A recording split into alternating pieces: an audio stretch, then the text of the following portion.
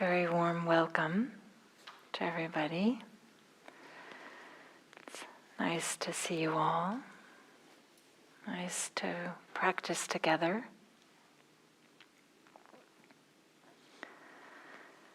And tonight I wanted to talk a little bit about practice.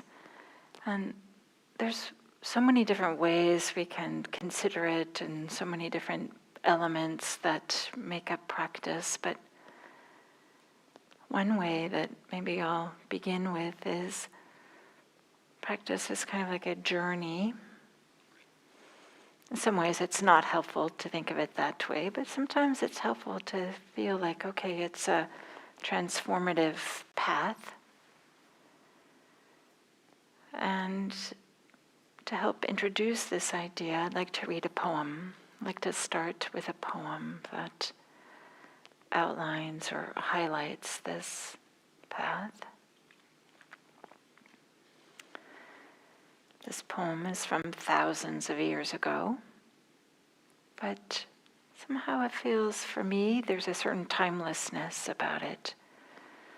That we can imagine that it's a similar scenario playing out today.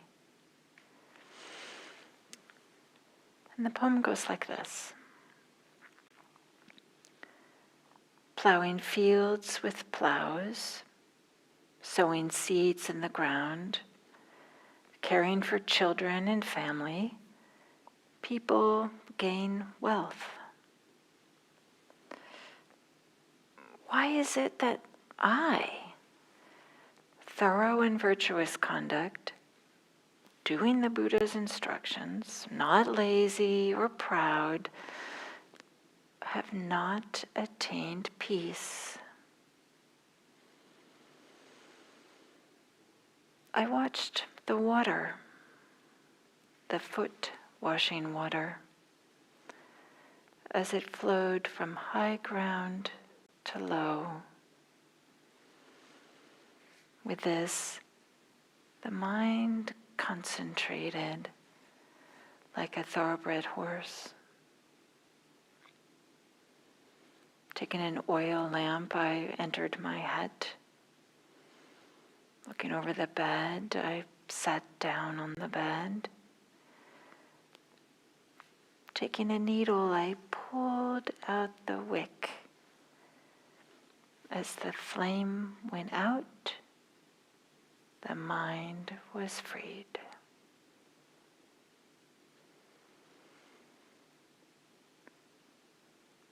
This poem describes just some ordinary experiences. At the beginning, noticing that other people are getting the results that they want. They are plowing fields, they are sowing seeds, taking care of their family, and they're gaining the rewards from their efforts. Something that's really tangible, you plant a seed, it grows. Some grain, you can take care of your family and bring some to market, sell, and have some prosperity. So the author of this poem saying, well, everybody else is getting what they want, but why is it that I am not getting what I want? Even though I'm practicing, I'm doing what she's doing what she believes she should be doing, that following the instructions that she was giving, she's working diligently, and still she's not attaining what she had been hoped to attain. And perhaps she's feeling a little bit of frustration or confusion. Why is it that I have not attained release? Maybe there's a certain striving or straining or something like this. And then when she goes to do the ordinary thing at the end of the day, after being barefoot or walking in sandals, just to wash one's feet before going to bed so that the bed stays clean. Just an ordinary, humble thing. And watching how the water, the foot washing water, in my mind, after washing the feet, just kind of dumping out the bowl of water. And watching how the water flows. In some ways, just obeying the laws of gravity, reality. Things always flow downhill, they never flow uphill. Just this way of kind of quieting the mind and having it get, we could use this idea of flowing downhill as being reality is part of what the Dharma is about too. Kind of the truth of the way things are. It's just the way it is. So watching the water flow downhill, kind of getting settling, just being aligned with, okay, it's just this. Time to go to bed. Goes to bed and just turns off the light. Maybe in the same way that we use a light switch nowadays. And something about this shift from going from light to dark, from being able to see to not being able to see, allows the mind to let go. Maybe it was the mind was clinging or identified with or something, whatever it could see, the visual field. But when the visual field all of a sudden went away, then it was the last thing that the mind was holding on to, and the mind was freed. I recently taught a retreat, and one of the co-teachers, he came up with this, he was giving a talk about, the postures. And in the way that he described it, he said, well, the Buddha has taught about these 4 postures. They're perfectly valid, all 4 of them. Sitting, standing, lying down, walking. And we sometimes give instructions for all 4. We tend to focus on the sitting, and then he slipped in this little comment. He said, but I think they forgot. There's this 5th posture. It's called in-betweening. Somehow, when you're moving from one posture to the next. And so we might consider that in this poem, getting into bed, leaning over to turn off the light, and just this ordinary movement, but having this shift in the visual field is when something different happened. Ananda, the Buddha's attendant, the same story happens with him. It's kind of this in-betweening. After practicing all day, he lays down on the bed. Maybe there's something about going to bed. It was like, okay, well, I'm finished with today. With Ananda, before his head hit the pillow, he had this awakening moment. So in-betweening, an opportunity to it's something that happens. I myself have had this experience, like been on retreat and a lot of sitting meditation, really trying my best with some real diligence while sitting. But then having while standing up to go do walking, having kind of like a flash of an insight. So it's not so uncommon that kind of putting in some effort. And then when there's a little bit of a release, when there's some moments of maybe some unguarded moment, that then something new can arise. So this poem, some of you might have recognized it. It's the poem of Padachara. She sits on the altar. She has been here on this altar. It's the awakening poem attributed to her, preeminent nun from the time of the Buddha. And she was a teacher of others. There's a number of people who report how she helped them find their awakening. One of the things that's interesting about Padachara is a bit of the backstory is that she came to practice after experiencing tragedy after heartbreaking tragedy. Her husband dies, first one child dies, the second child dies, then her parents die. Oh my goodness, right? It's just hard to imagine. So she was kind of like crazed with grief. And she, in this crazed state, she meets the Buddha who gave her some teachings.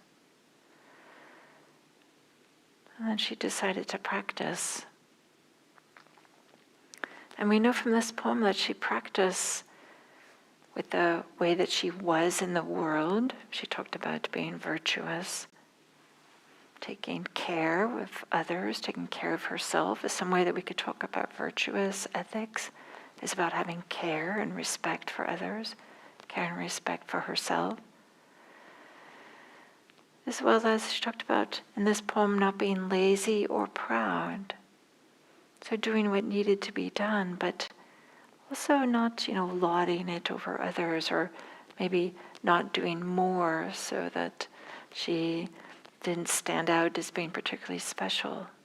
Not, striving to be the bestest or mostest in some kind of way. But instead applying the right amount of effort and creating the conditions in which the mind could be settled.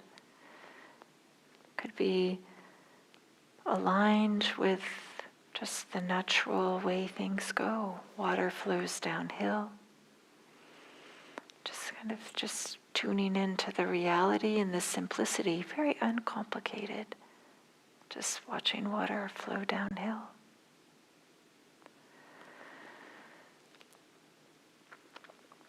So Padachara's poem, as many of you know, come from this collection called the Therigatha. These poems of the nuns from the Buddha's time.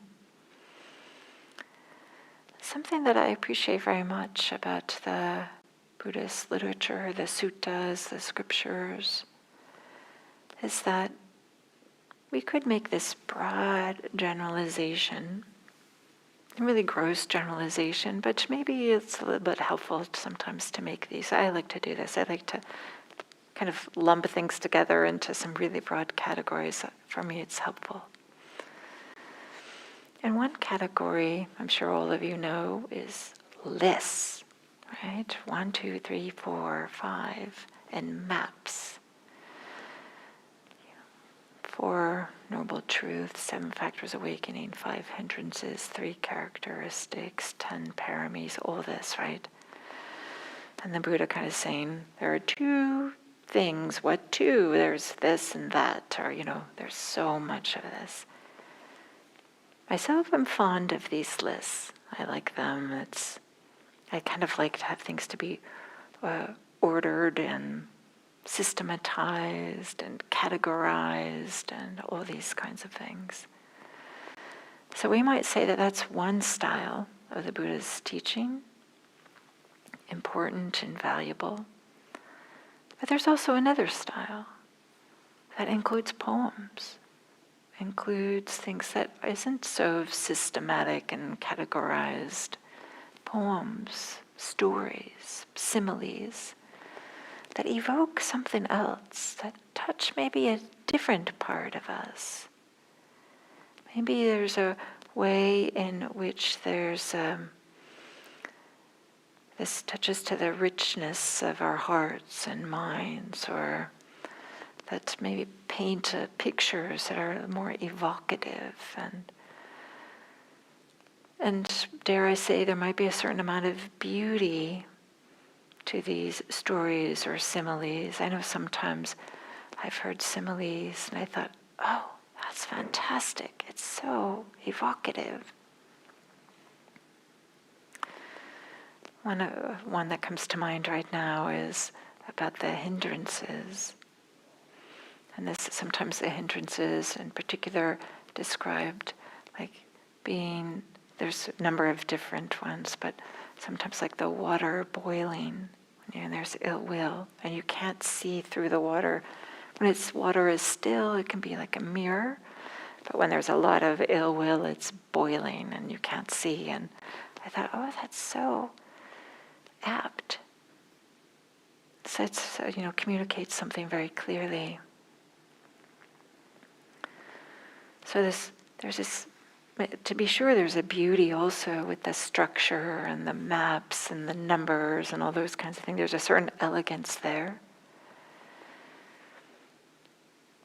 But is there a way in which we can tune into what the Buddha is pointing to with some of the stories, some of the poetry, some of the similes?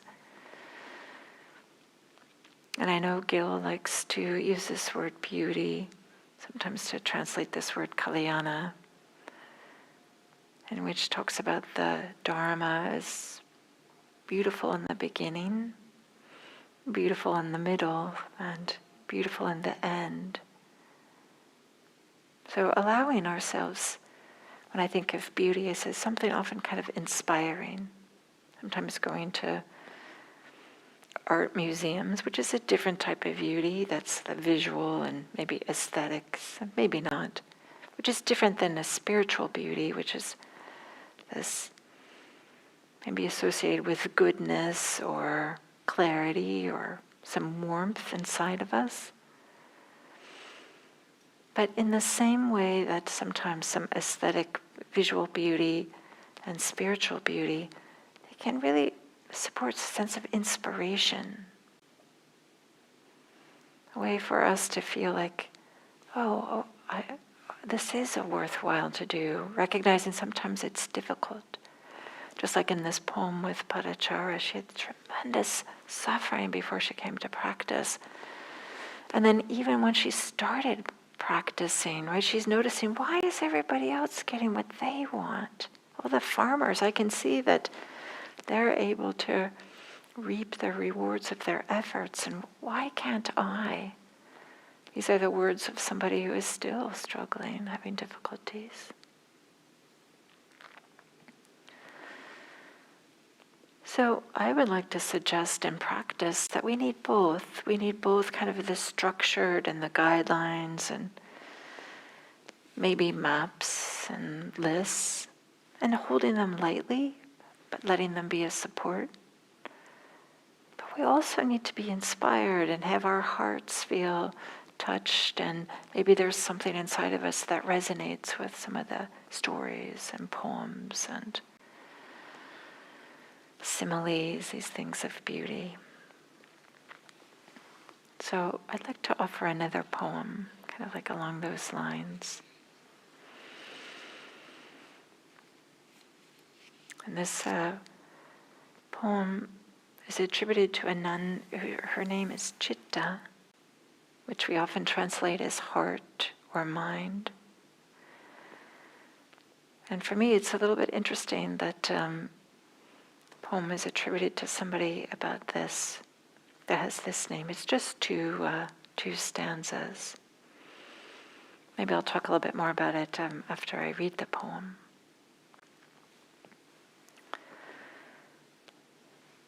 Chitta says, though I'm skinny, sick, and very feeble, I climb the mountain, leaning on a staff. Having laid down my outer robe and overturned my bowl, propping myself against a rock, I shattered the mass of darkness.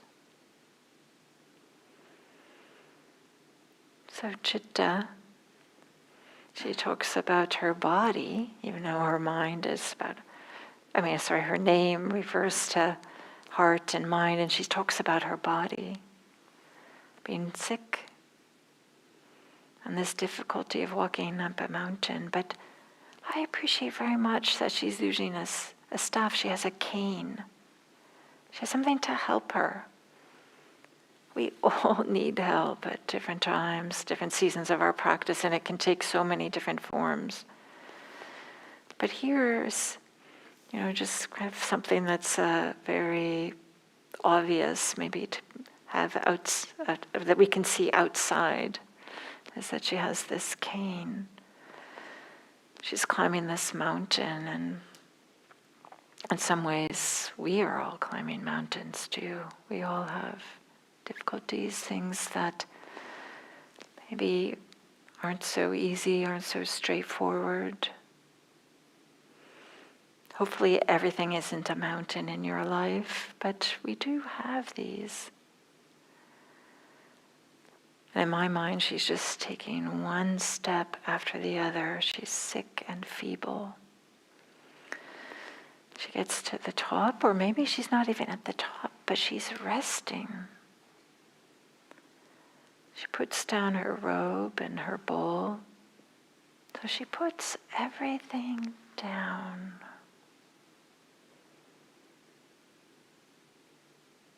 And then the mass of darkness is shattered. The darkness of ignorance, the darkness of not seeing clearly. Again, we have this shift in the visual field. Before, Padachara went from light to dark. And now we have maybe going from dark to light, being able to see something she hadn't seen before. We might ask ourselves, what would it be like for us to put things down? Just like Chitta is putting the robe, the alms bowl, maybe the cane, everything she's carrying, she's resting, she puts it down. She lets go. And there's awakening.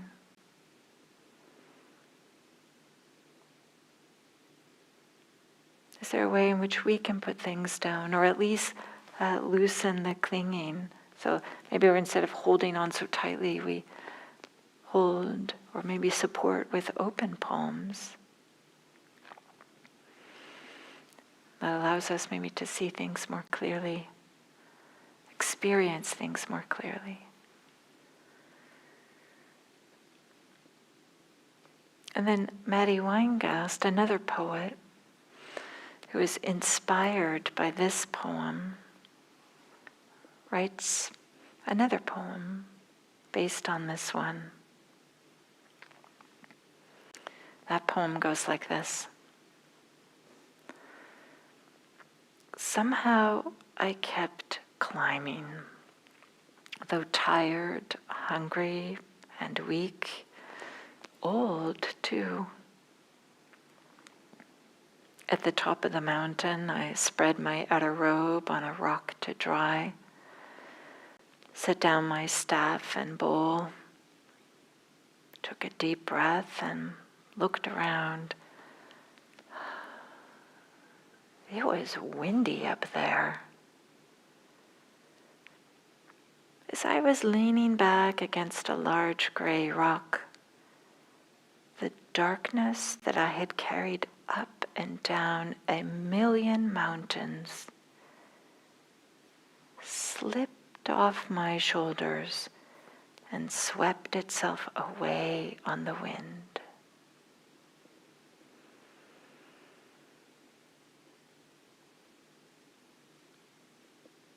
As I was leaning back against a large gray rock, the darkness that I had carried up and down 1,000,000 mountains slipped off my shoulders and swept itself away on the wind.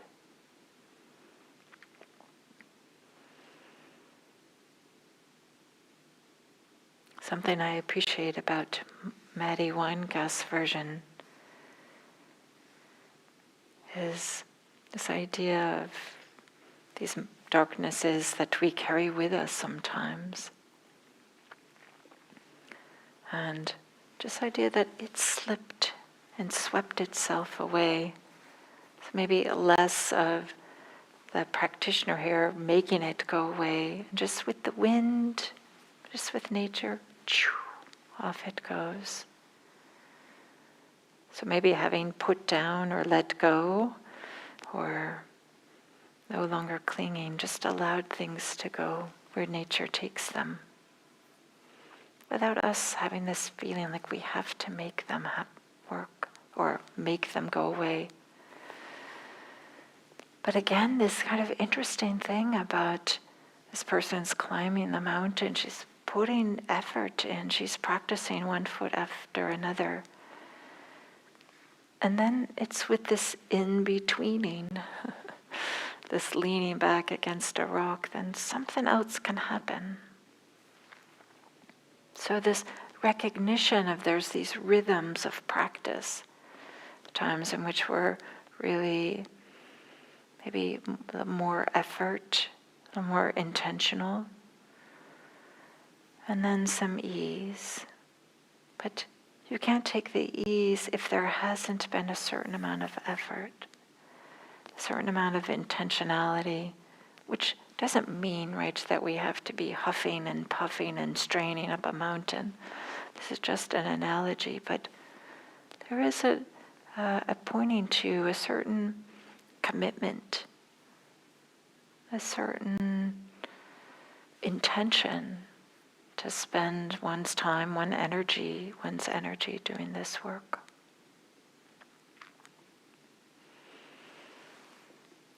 I'd like to read another poem. In this poem, this nun talks about how she, what the expression is, went forth. To go forth is to ordain, is to become a monastic, to dedicate one's life, full time to the monastic life, which includes going for alms rounds and living in community, especially if you're a nun. The nuns have less time alone than the monks for safety reasons. And this real commitment to practice. And I appreciate that sometimes we might have this idea of like, okay, well, the monastics, they, because they've dedicated their life to practice, that it's maybe a little bit easier for them, or, they don't have mortgages and kids and partners and news, all these things that we have, the traffic, this kind of whatever it might be. So here's this poem by Sama. In the 25 years since I went forth, I don't know that I ever found serenity in my mind. I'd failed to find peace of heart or any control over my mind. When I remembered the victor's instructions, I was struck with a sense of urgency. Though subject to so many painful things, I have, through my love of diligence, reached the ending of craving and fulfilled the Buddha's instructions. This is the 7th day since my craving dried up. 25 years, she talks about, right? This is a long time. But something about, she writes, when I remembered the victor's instructions, when she remembered the Buddha's instructions, struck with a sense of urgency. Sometimes we hear things over and over again, but it's not until a certain conditions are in place in which we feel like they resonate, or maybe that we understand them in a way that we hadn't understood them before. I know this has happened to me so many times, where rereading a sutta, I love to read the suttas, so often I'm like rereading them and thinking that I know everything that's in there. I'm like, oh, wait, oh, now I understand what's here. Hearing a Dharma talk, like sometimes one that it was recorded and having heard it the first time took something away from it, but then again later realizing something else was there. Maybe you all have this experience as well. So just one time in particular, bringing to mind the teachings, this idea, this sense of urgency is this sense of really wanting to practice. The Pali word is samvega. Maybe some of you have heard of this inspiration to practice, but with a sense of urgency, a sense of commitment, or a sense of I really want to do this. This is what's important for me in my life right now.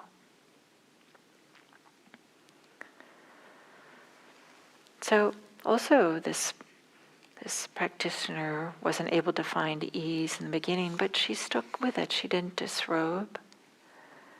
She practiced earnestly. She wrote, the poem says, with my love of diligence. So just coming back in whatever way made sense for her at that time. And she talks about, excuse me.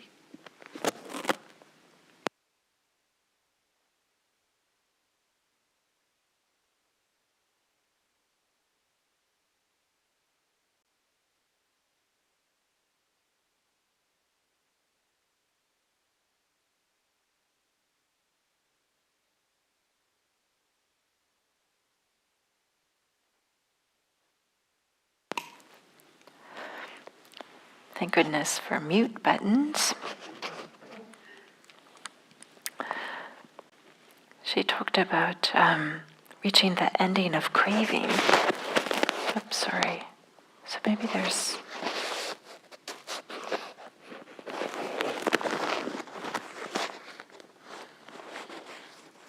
I think I'm making a mess of this. There we go. I think maybe my mask was over my microphone. Okay, there we go.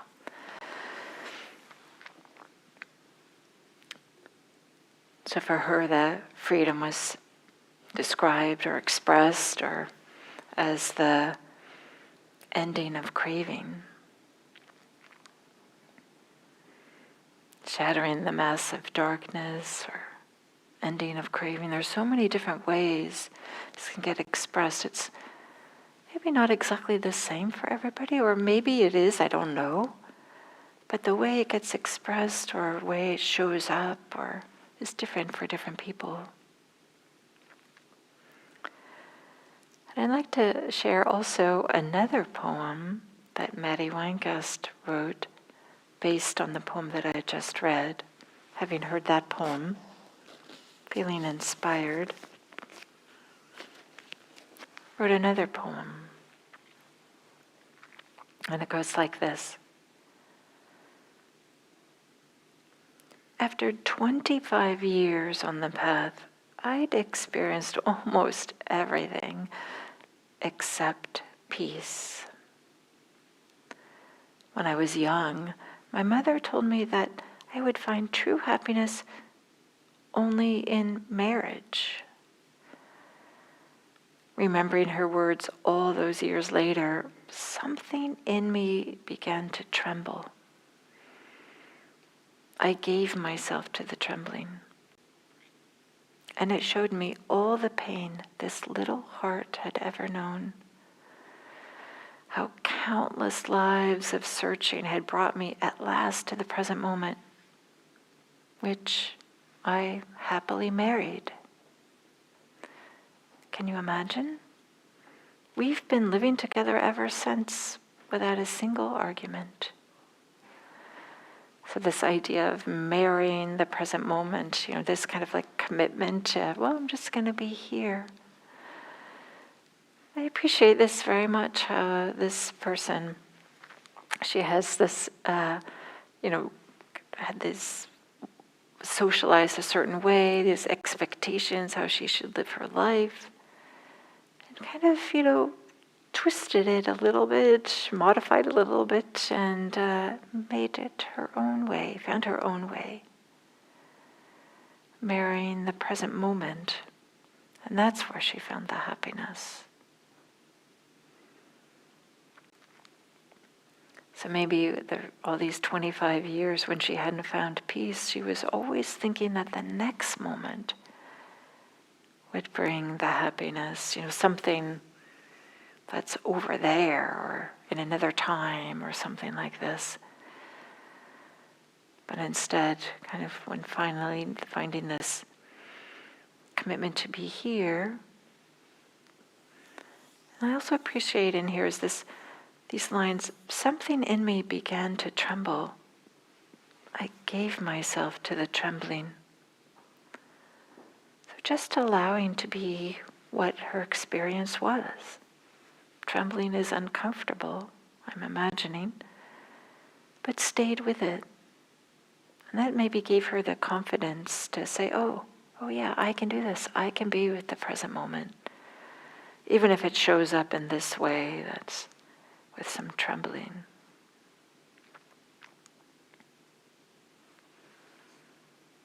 So, in these poems I've read, there's a few themes. One we might say is some diligence in practice, which doesn't have to mean straining or doesn't have to mean overexertion. It just means like this sense of this is what I'm going to do now. I'm going to practice now. And this is part of the art of practice, is to know like how much effort. Right? This one person became awakened when she leans back against a rock. Right? So there's a certain amount of ease that's required. But also she was climbing up a mountain, so a certain amount of one step after the other. There's also difficulties on the path.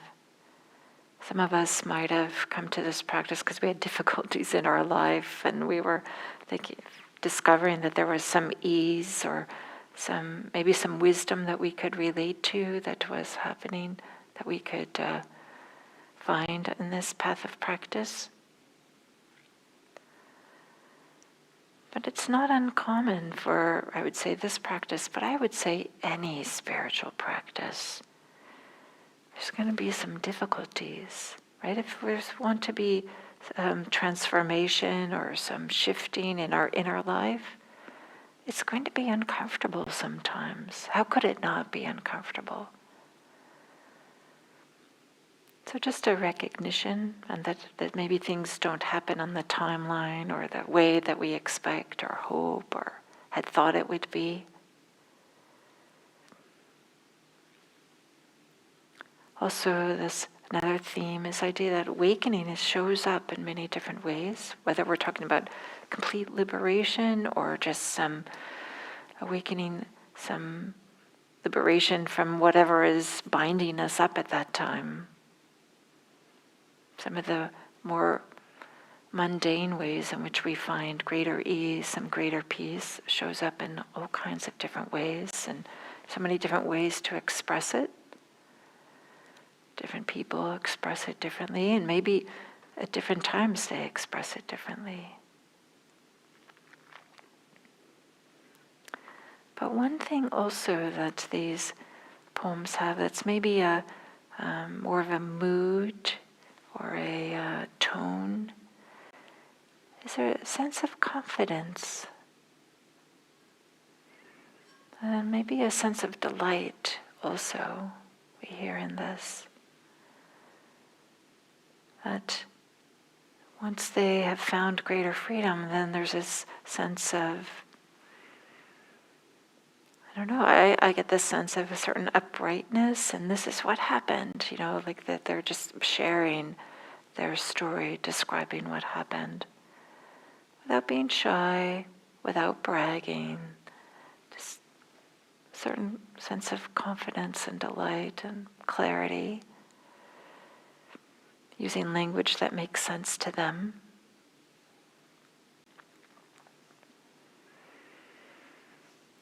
So I'd like to end with this one, the last poem that's written by Maddie Weingast. That, I don't know, I feel touched by. There's something, for me, it's very evocative. It uses a simile. I might say that, I don't know, I feel touched by. We'll see how you relate to this. But while walking along the river after a long day, meditating on Vulture Peak, I watched an elephant splashing its way out of the water and up the bank. "Hello, my friend," a person waiting there said, scratching the elephant behind its ear. "Did you have a good bath?" The elephant stretched out its leg. The person climbed up, and the two rode off like that, together. Seeing what had once been so wild, now a friend and companion to this good person, I took a seat under the nearest tree and reached out a gentle hand to my own mind.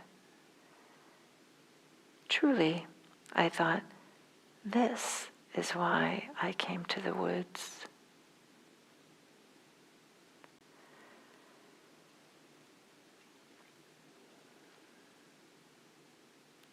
Seeing what had once been so wild, now a friend and companion to this good person. I took a seat under the nearest tree and reached out a gentle hand to my own mind. This idea of our practice, sometimes our mind feels like a wild creature, and elephants, right, can be very destructive and very powerful. But to befriend them, instead of this idea that they have to be doing something different, or they should do that or shouldn't do that, but just to befriend them.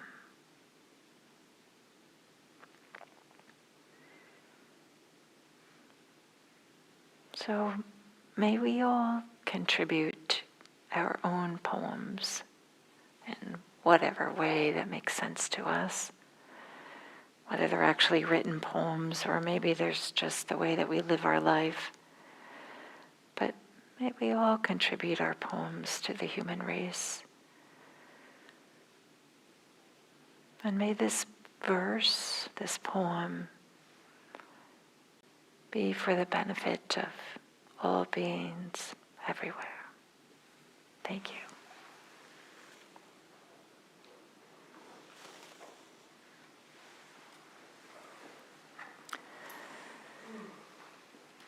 And I'll stay up here for a few moments if anybody would like to ask a question or come up and ask a question. Otherwise, I wish you all a wonderful evening, and thank you. Thank you for your practice and for your attention.